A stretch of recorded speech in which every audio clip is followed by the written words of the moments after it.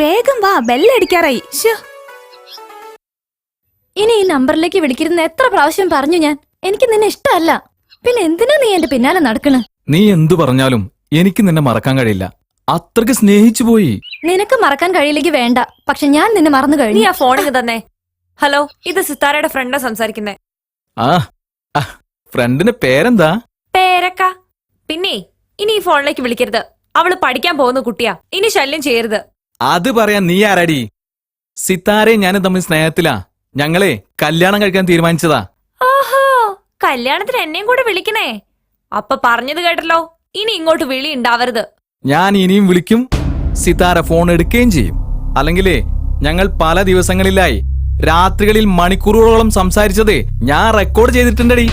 അതൊക്കെ ഇന്റർനെറ്റിൽ പ്രചരിപ്പിക്കും. പിന്നെ അവളുടെ ഒരു ഫോട്ടോ എന്റെ കയ്യിലുണ്ട്. ഞാൻ അതിന്റെ തലവെട്ടി അത് മറ്റൊരു ഒടില് ഫിറ്റ് ചെയ്ത് അതും ഞാൻ ഇന്റർനെറ്റിൽ കയറ്റിവിടും. എടാ, നീ ധൈര്യമുള്ള തന്തയ്ക്ക് പിറന്നവനാണെങ്കിൽ അങ്ങനെ ചെയ്യ്. ഇപ്പൊ നീ പറഞ്ഞത് ഞാനും റെക്കോർഡ് ചെയ്തിട്ടുണ്ട്. നിന്നെ സെൻട്രൽ ജയിലിൽ ഉണ്ട തീറ്റിക്കാൻ എനിക്ക് ഇത് മതി. ഇനി ഇതിലേക്കൊരു കോള് വന്നാൽ നാളെ നീ കണി കാണുന്നത് പോലീസിനെ ആയിരിക്കും.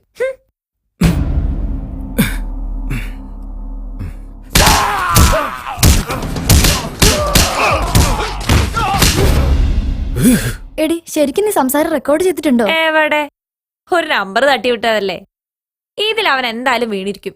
ആരാടി വിളിച്ചേ? ഇതിവളുടെ മറ്റവനാ. ഓ. ഞാൻ അവനെ ശരിക്കൊന്ന് പൊരിച്ചു. എടി, എനിക്ക് പേടിയാവുന്നു. ഞാൻ പറഞ്ഞൊക്കെ റെക്കോർഡ് ചെയ്തിട്ടുണ്ടെങ്കിൽ ഉണ്ടെങ്കിൽ ഒന്നുമില്ല. പിന്നെ എന്തിനാ കേരളത്തിൽ സൈബർ സെല്ലൊക്കെ? ഇനി അവന്റെ ശല്യം ഉണ്ടായ ഞാൻ നോക്കിക്കോളാം. നീ ഒട്ടും പേടിക്കണ്ട. വാ. ആ പിന്നെ ഒരു ഹാപ്പി ന്യൂസ് ഉണ്ട്. അച്ഛൻ എനിക്കൊരു പുതിയ മൊബൈൽ ഫോൺ വാങ്ങി തന്നു. എവിടെ കാണുന്നത്? എടി, എന്നിട്ടെന്നെ നീ എന്നോട് പറയാഞ്ഞ് നോക്കട്ടെ. ഇന്നലെ രാത്രിയല്ലേ സംഭവം കിട്ടിയത്. എടി, ആ നമ്പർ പറയാൻ തരണേ. വന്നപ്പോഴല്ലേ നിന്റെ മറ്റവൻ വിളിച്ചത്. അതൊക്കെ തരാം. ഇനിയിപ്പോ എപ്പോഴും നിങ്ങൾക്ക് എന്നെ വിളിക്കാലോ.